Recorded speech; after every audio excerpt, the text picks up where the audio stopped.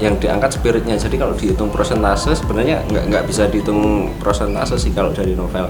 Tapi spiritnya memang benar-benar bagus karena sudut pandangnya dari sudut pandang anak, terus kita ngangkat cerita yang kita bikin sendiri itu berdasarkan konsepsi sudut pandang anak dari novel itu.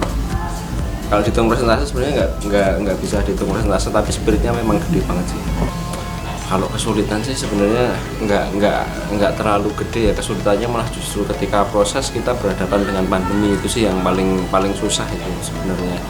Karena memang dari awal film ini kan sudah punya kita sudah bikin koridor sendiri, kita sudah bikin prosesnya, tapi kemudian ketika kita jalan kita terhadang sama pandemi. Nah itu tuh yang benar-benar berat tuh seperti itu.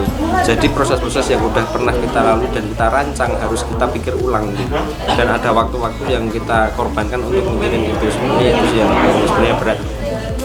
Sebenarnya saya nggak concern di komedi karena memang film ini memang film yang harus lengkap ya.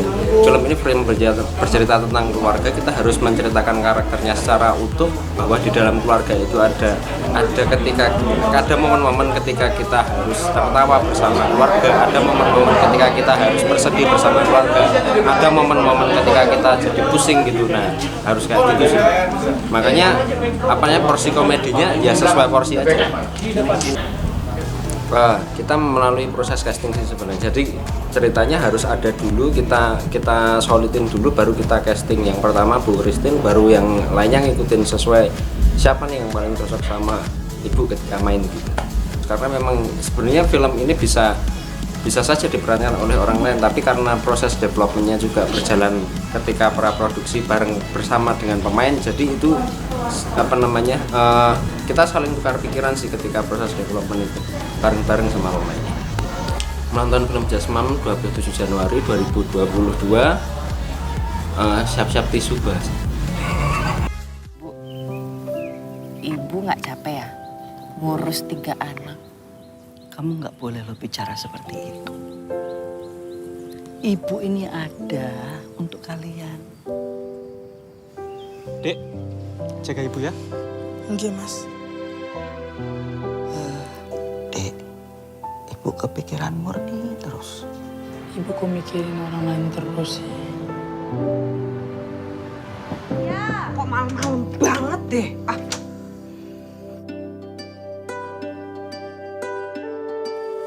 Ki aneh.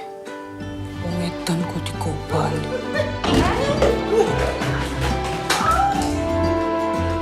Kayak diwangi loh, Mbak.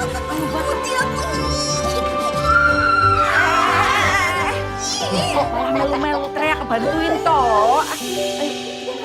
Wong lanang aja melu-melu. Bu, kenapa ibu nggak bicara dulu sama kami? Kan bisa orang itu diserahkan ke rumah sakit jiwa atau dikembalikan ke keluarganya. Sejak ada Murni di sini, ibu jadi jarang ngelamun. Jadi ada aktivitas. Masalah orang gila itu bisa kita bicarakan nanti. Orang gila bisa kumat. Kamu nggak khawatir sama ibu?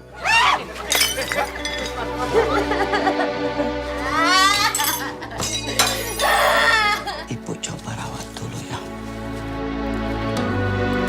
Tante, coba buka pakai ini.